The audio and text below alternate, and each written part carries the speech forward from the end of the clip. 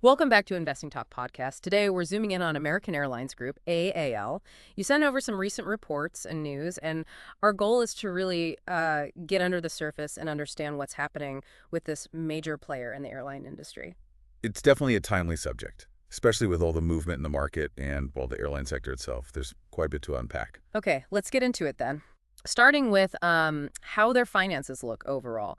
They reported record full-year revenue, $54.2 billion in 2024. That's right, a 2.7% increase from the year before. It's encouraging, isn't it, seeing revenue growth even with, all the challenges the industry's faced. It is. That growth, even if modest, at 2.7%, points to their ability to capture that returning travel demand, despite, as you said, significant operational and economic headwinds. And you were interested in their growth trends, the steady rise over the last few years. It does highlight some resilience, I think. It certainly suggests a capacity to adapt and grow market share. Okay, digging into profitability now. They reported GAAP EPS of $1.24 and an adjusted EPS of $1.96 in 2024. That jump, it seems pretty significant. It is quite a difference. Seems like it's coming from both higher demand and their own efforts to run things more efficiently. That appears to be the case. The demand is one part, operational improvements the other. And maybe for listeners, just quickly, GAAP, that's generally accepted accounting principles, gives us the standard view. Right. Adjusted EPS often tries to smooth things out, taking out maybe one-off costs, gives a sense of ongoing profitability. That's a helpful distinction. The gap between the GAAP and adjusted numbers suggests there were some specific items affecting the standard calculation. But that higher adjusted figure does point towards better underlying core profit generation. Now, debt, always a big one for airlines. Always. American seems to have made some real headway here. They hit their target, reducing total debt by $15 billion from its peak. They did, and importantly, ahead of schedule. That feels like a real win for their financial stability, airlines with heavy debt loads. Very vulnerable in downturns. Exactly. So this proactive reduction, it gives them more breathing room, doesn't it, against future bumps? We've seen that movie before in this industry. We have. For an industry that's usually quite leveraged, this kind of focus on the balance sheet sends a strong signal from management. They also generated record free cash flow in 2024, $2.2 billion. A very strong number. So that's the cash left after running the business, paying for capital stuff. It shows a real ability to generate cash from operations, right? It does. That kind of cash flow is vital for future investments, or, like we were saying, continuing to manage that debt. Gives them options. Lots of options, reinvesting, paying down more debt, maybe even other strategic moves down the line. Now, the material didn't have specific PE or PB ratios. No, not explicitly. But worth remembering, those are the common metrics, right? Comparing valuation to earnings and book value, especially when you look at peers like Delta, United. Absolutely. The price to earnings tells you what investors pay per dollar of earnings. And price to book compares market cap to the company's net asset value. Useful context for how the market values American versus its competitors. Okay, shifting gears a bit, let's look beyond the balance sheet. What's really driving the business? Well, their brand recognition is obviously huge. And that extensive flight network, being part of the One World Alliance, too. That gives them immense reach, domestically and internationally.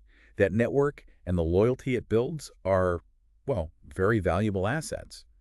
One World really amplifies that reach, connecting passengers, feeding traffic onto their planes. They also seem really focused on cost leadership, operational efficiencies. Which is vital in this industry. Margins can be so tight. Survival depends on it sometimes. Especially with the cyclical nature and things they can't control, like fuel prices. A tight grip on costs is fundamental. Looking at the wider industry, demand for air travel is generally growing, right? That's a tailwind for American. It is. More people want to fly. But they still face risks. Fuel prices are always volatile, potential regulatory changes. Always lurking. It's interesting how those big trends interact with what Americans doing specifically. Like, strong demand is great, but can they manage costs and navigate rules to actually capitalize? That's the key. And speaking of specific developments, there's that new 10-year deal with Citi for the co-branded credit card. Starts in 2026. Right, that sounds significant. Expected to boost the Advantage program, create new revenue streams. Potentially quite significantly. These loyalty programs, they're not just perks anymore. They're huge revenue generators. Through card spending and partnerships, we've seen how successful they can be for other carriers. This Citi deal could be very important for American. Okay, moving on to leadership and market sentiment. Robert Isom became CEO in 2022, That's correct. and his focus seems to be on operational reliability, financial performance. Seems so. His experience looks like it's guiding them through this recovery phase, making strategic tweaks. Stable leadership is important, isn't it? Especially when an industry's in flux. That focus on smooth operations. That's core for any airline. Keep flights on time, customers happy. It absolutely is. Yeah. And the stock price? Well, it's certainly been active. Just today, April 9th, 2025, it jumped, what, 13.45%? A big jump. Yeah. Suggests some renewed optimism. But then yesterday, it dropped over 6%. Right, 6.33% down the day before. Cites operational concerns, investor sentiment. It just shows how dynamic this market is. Volatile. Very. Yeah. Airline stocks are just so sensitive to news, operational performance, the general economy. Sentiment can shift fast. And the analysts seem, well, divided. A bit mixed, yes. Yeah. Citi kept the buy rating, but trimmed the price target at $20. Okay. While Jefferies downgraded to hold, target of $12. Huh.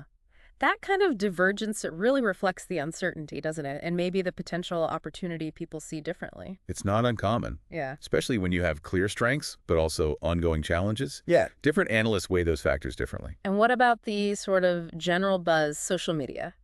Seems cautious overall, kind of mirrors that market volatility and maybe broader worries about consumer spending. Right. Social media gives you a snapshot, maybe, but Not always based on deep financial analysis.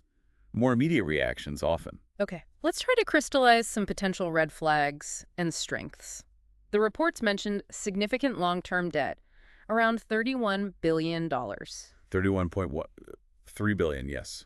That's substantial. And some mentions of liquidity constraints. Plus, high operating costs, fuel especially, those are real headwinds. Definitely.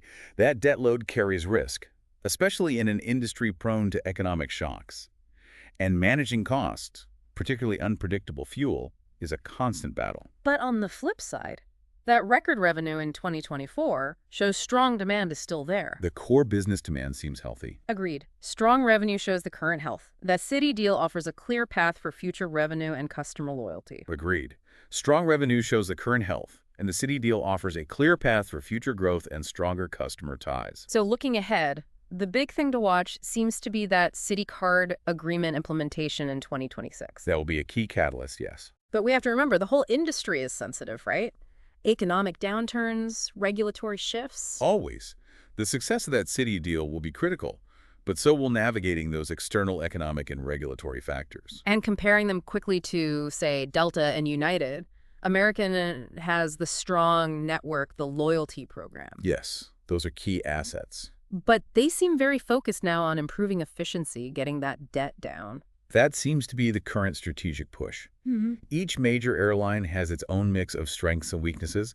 Investors are watching progress on profitability, debt, operational reliability across the board. So putting it all together, American Airlines seems to be navigating a really complex environment. You've got real strengths, strong revenue, strategic partnerships like Citi, but also considerable challenges, that debt level, operating costs. It's a balancing act. And the recent stock volatility, the mixed analyst views, they really underscore these complexities, don't they? They absolutely do. Which brings up, I guess, the key question for listeners mulling this over.